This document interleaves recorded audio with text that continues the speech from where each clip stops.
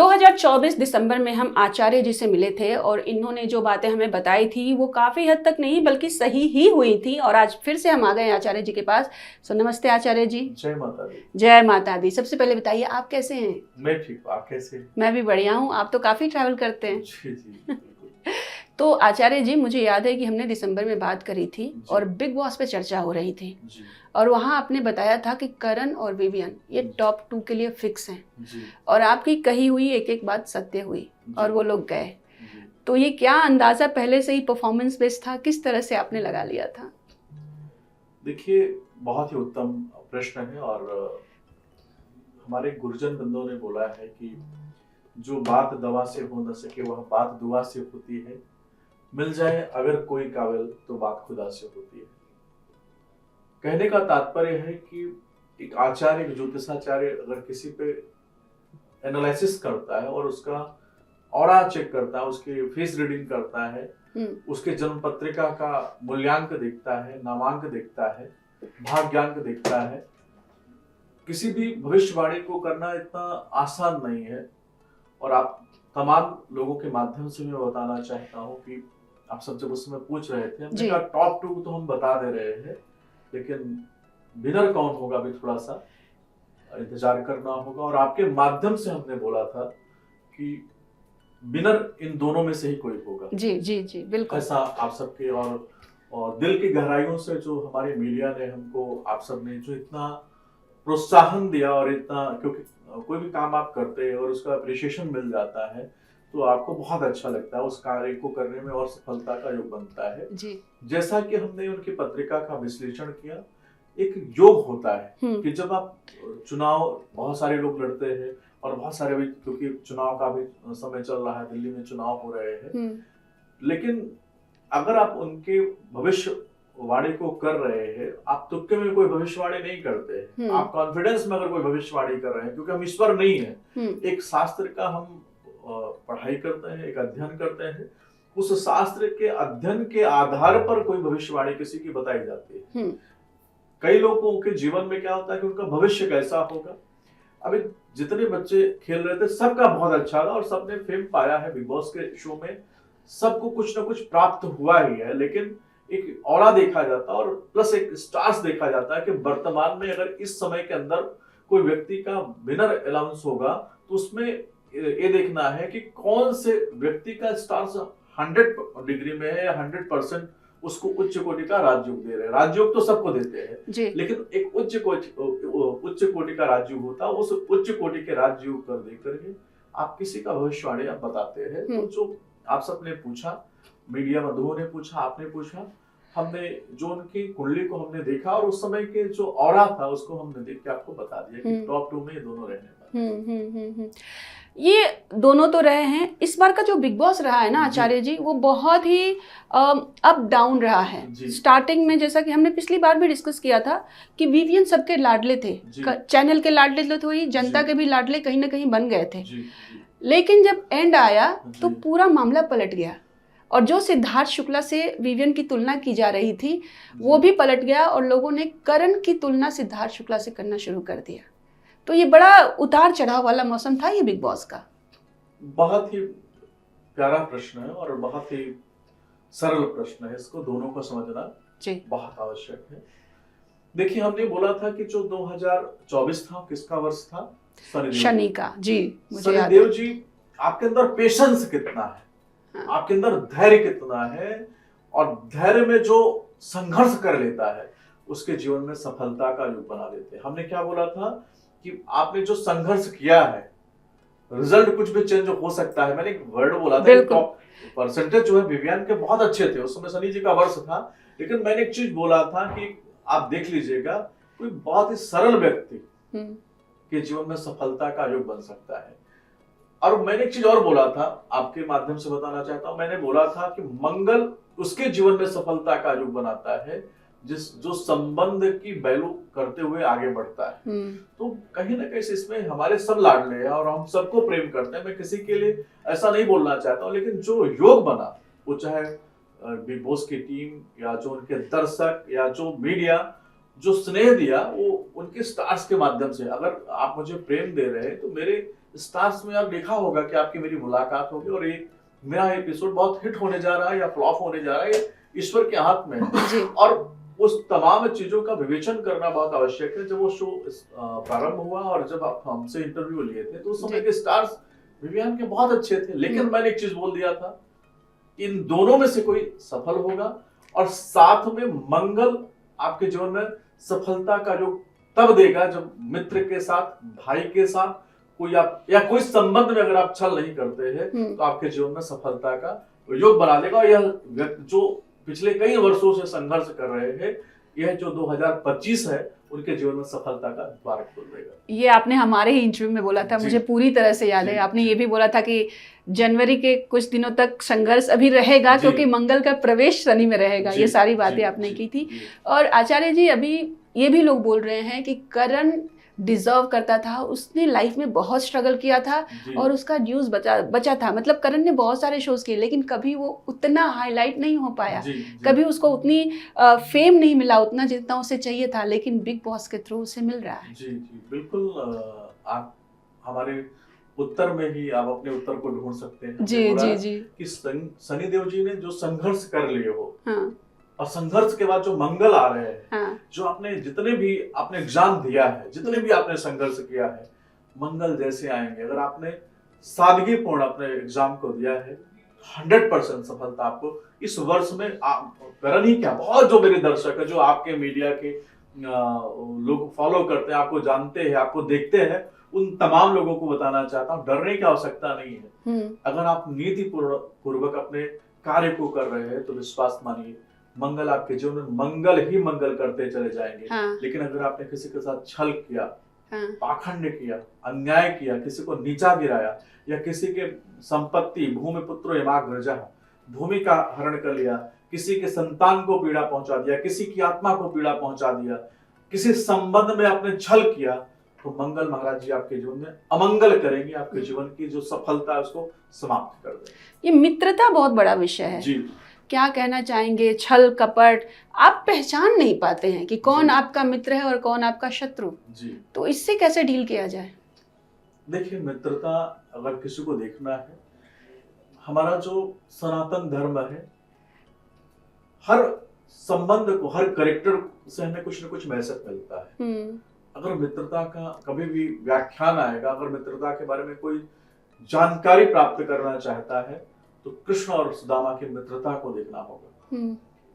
आप सोचिए, जिस समय उनका कैबिनेट बैठी थी, खाना नहीं खा रहे थे, कैबिनेट जिस समय बैठी थी और किसी ने बोला कि प्रभु कोई फटा पुराना वस्त्र धारण करके और बोले कि उनको बोलो मेरे मित्र हैं, बचपन के मित्र हैं, नाम क्या है? सुदामा। सु निकला था, बोले दामा। दामा भगवान कृष्ण देकर और दौड़ना चालू कर दिए, नंगे पैर दौड़ना चालू कर दिए और सुदामा को लाकर पूरे रास्ते रोना चालू कर दिए, रोते रहे जैसे बच्चा होता है, बिलक बिलक के रो रहा है। तो मित्रता, भगवान को ऐसी प्रसिद्धि थोड़ी मिल गई, भगवान को इतना उत्तम कहते हैं उनके पास जितनी कलाएं थी, सारी कलाओं का स्थान उनको प्राप्त हो गया। और मित्रता में जब कभी भी व्याख्यान आता है तो कृष्ण और सुदामा के संबंध को देखा जाएगा। राधा भक्तिर हरिर ज्ञानम ताभ्याम या च समन्विता ताम श्री भागवतीम गाथा वंदे युगल रूपिणी। आप समझना होगा, जिस भागवत के अंदर राधा जी का कई बार नाम नहीं आता है, कई कथाकार तो बता देते हैं, हर भागवत के अंदर भगवान कृष्ण के प्रेरणा स्रोत मित्र सुदामा का नाम अवश्य आता है। आप सोचिए कि ब्रजवासी बोलते हैं कि राधे तू बड़ भागिनी, कौन तपस्या की, तीन लोक का मालिक है तेरे अधीन। और उस भागवत में सुदामा का नाम आ जाता है। तो भगवान मित्रता के लिए इससे बड़ा कोई मैसेज दे नहीं सकते। जो मित्र होते हैं वो आपके जीवन में कभी छल पाखंड कपट नहीं रखेंगे। मित्र मतलब जो आपके हृदय में चल रहा वही आपके मित्र के हृदय में चलेगा। अगर कोई मित्र कपट लेके आपके पास मिल रहा है वो मित्रता नहीं है। सच्चे जो मित्र होंगे, आपको जिस अवस्था में है, जैसे अगर दाल में नमक भी नहीं है तो यार मित्र मैं आज नमक डालना भूल गया, वो कपट नहीं होगा, वहां पे छल नहीं होगा, पाखंड नहीं होगा। और जो मित्र बनावटी बातें बोले, अरे हम तो नमक नहीं खाते, दो प्रकार की अवस्थाएं होती है। पहली अवस्था होती है कि नमक अगर भूल गए तो आप मित्र से बोल देंगे, संस्कार क्रिएट नहीं करते हैं। हाँ। कि नहीं हम नमक डालना भूल गए, और दूसरा मित्र बोल रहे हम तो नमक ही नहीं खाते। तो आप सोचो कि एक ही अवस्था है, एक ही मित्र है, आप किस अवस्था में आप अपने मित्र को मिल रहे हैं। तो जो मित्र होगा आपके साथ कभी भी छल नहीं करेगा, जो कुमित्र होगा, जिसके हृदय में कहते हैं कपट होगा, कुरीति होगी, उससे आपको सावधान रहने की आवश्यकता है। आचार्य जी, हमने आपके पोस्ट देखे, आप भी महाकुंभ में स्नान करके आए। इस बार सेलिब्रिटीज, नेता तो गए ही, लेकिन सेलिब्रिटीज का काफी तांता लगा और सब स्नान करने गए, काफी अट्रैक्शन रहा। लेकिन एक जो दुखद खबर आई कि भगदड़ मच गई, जिसकी वजह से काफी लोगों की जान गई।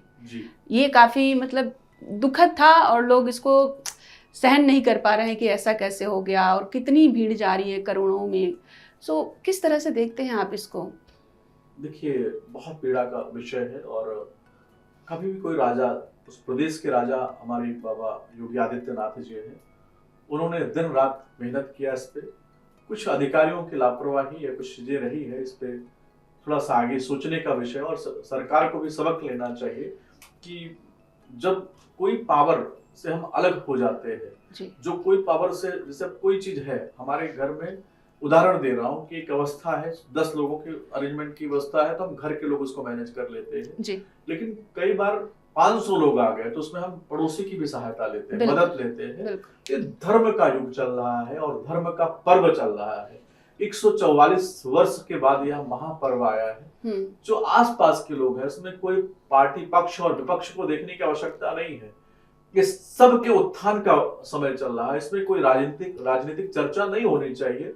अव्यवस्थाएं हैं, समझ सकता हूँ, लेकिन आप सोचिए जहां पर व्यवस्था की गई हो 10 करोड़ लोगों की, वहां पे 50 करोड़ लोग आ जाएंगे तो कोई भी राजा होगा। हम शादी होती है ना, तो शादी में क्या होता है कि हमने भोजन की व्यवस्था किया है 2000 लोगों की, और वहां पे 10,000 लोग आ जाते हैं, तो थोड़ा प्रेशर आ जाता है। तो ये प्रेशर का समय चल रहा है, और हृदय की गहराई से जो पूर्ण आत्मा इस संसार में नहीं है, कुंभ के महापर्व में चले गए हैं, उनके लिए ईश्वर से प्रार्थना करूंगा कि उनको अपने श्री चरणों में स्थान दे, और 100% उनका स्थान मिलेगा ही मिलेगा।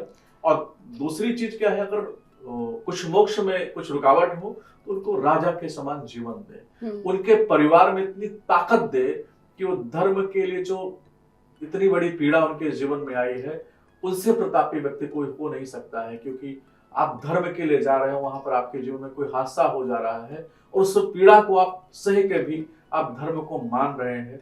आपसे बड़ा कोई, आपसे उदार कोई नहीं हो सकता है। तो जो लोग हमें सुन रहे हैं, उनको हृदय की गहराई से मैं प्रार्थना करूंगा कि ईश्वर उनके ऊपर विशेष कृपा दे, क्योंकि आप अपने लिए तो सब जीते हैं, जो धर्म के लिए जीना और मरना सीख ले, उनके लिए हृदय की गहराई से बहुत सारा साधुवाद है, बहुत सारा दर्द है, बहुत सारी पीड़ा है। और भगवान से उनसे प्रार्थना करूंगा कि जो ईश्वर है उनको 10 दिशाओं से रक्षा करे। दूसरा विषय है कि सेलिब्रिटी तो हर वर्ष जाते हैं, क्योंकि मैं कुंभ के पहले भी वहां पे माघ का महीना चलता है, और माघ मेले के अंदर हर वर्ष मैं कुछ न कुछ लोगों को लेके जाता हूँ। और जब अर्ध कुंभ था तो भी बहुत सारे सेलिब्रिटी को मैं लेके गया हूँ। सेलिब्रिटी क्या है? एक पद है, ईश्वर ने ही उनको प्राप्त कराया है, और वो धर्म से तो विमुख कोई नहीं है, चाहे राजा हो चाहे रंग को हो। वहां पर आप किसी को नहीं बता सकते हैं कि ये हिंदू है। आप मानेंगे कि कल मैं प्रयागराज में था, जब ये महापर्व था मौनी अमावस्या पर, तो जो करोड़ों लोग आ गए, भोजन की व्यवस्था नहीं थी, बच्चों लोगों ने व्यवस्था दिया, उसमें मुस्लिम परिवार ने खाना बना के दिया। ये भारत की संस्कृति है, इसको समझना बहुत आवश्यक है। जो इतना द्वेष आ गया है, मैंने अपने तरफ से हरदम प्रयत्न किया है कि कोई मजहब नहीं सिखाता आपस में बैठना। अब मैंने वीडियो भी इतना भाव में आ गया, और मैंने ताली बजाया और मैंने उनको प्रणाम किया कि जो खाना बना रहे थे, शांतिपुरम प्रयागराज का छोटी सी जगह है, वहां पर कम से कम 1 लाख 1.5 लाख लोगों की व्यवस्था हम अकेले भी नहीं कर सकते थे। तो वहां पे पूरा जो समाज था, वो चाहे हिंदू था, चाहे मुसलमान था, चाहे सिख था, चाहे ईसाई, सब लोग सेवा में लगे थे। तो हमारे भारत की उदारता को देखना होगा मेरे भाई बहन।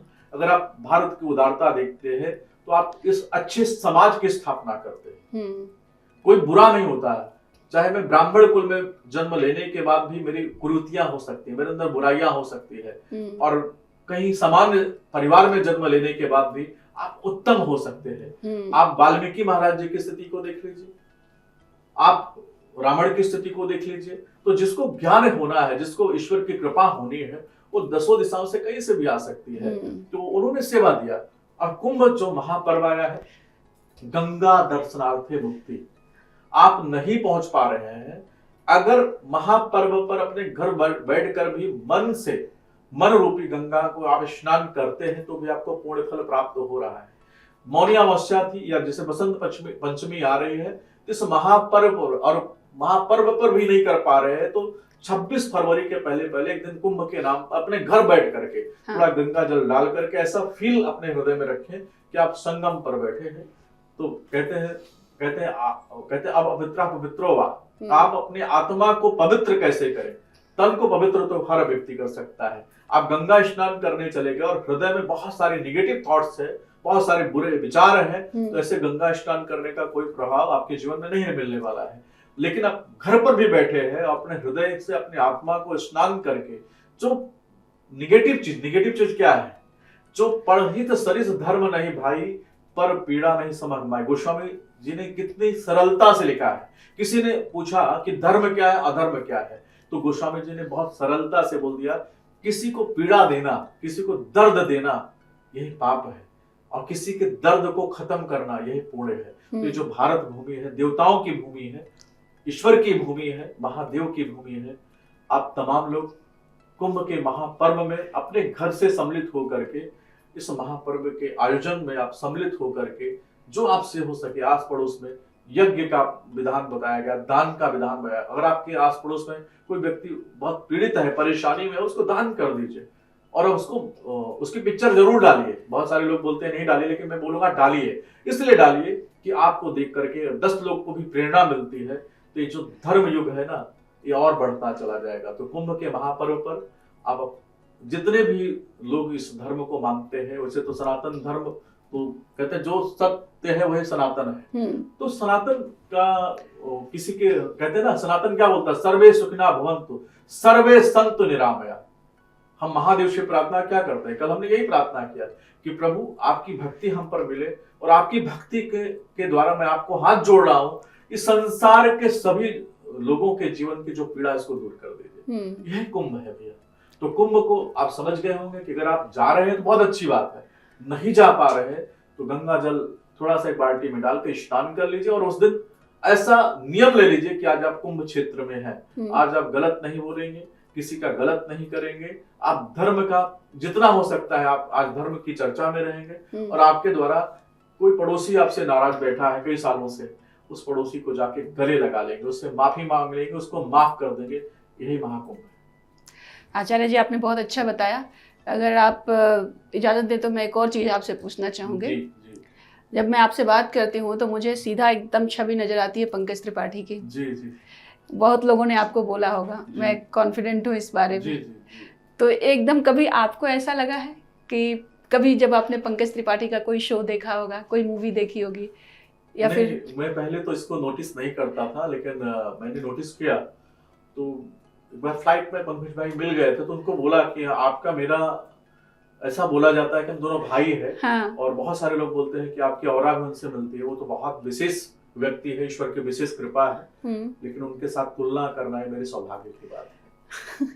कभी आपके घर वालों ने, कभी किसी ने, ऐसा फैमिली? बहुत सारे लोग बोलते हैं। पहले राजेश खन्ना जी बोलते थे कि उनकी औरा मिलती है, फिर पंकज त्रिपाठी की आ गई जी। अभी तो जीवन की जर्नी है। बिल्कुल। जिस दिन ईश्वर के अंश में अगर हम अपने आप को समझना प्रारंभ कर देंगे और कोशिश करेंगे, पंकज भाई जहां भी मिलते हैं एक फोटो एक वीडियो दोनों एक दूसरे की आवाज में डालने की चेष्टा करेंगे, ताकि थोड़ा अंतर जो है वो अंतर पता चल सके। जी। ठीक है आचार्य जी, थैंक यू सो मच। बहुत अच्छा लगा आपसे बात करके। आपसे भी बात करके। Thank you. जय माता दी। जय माता दी।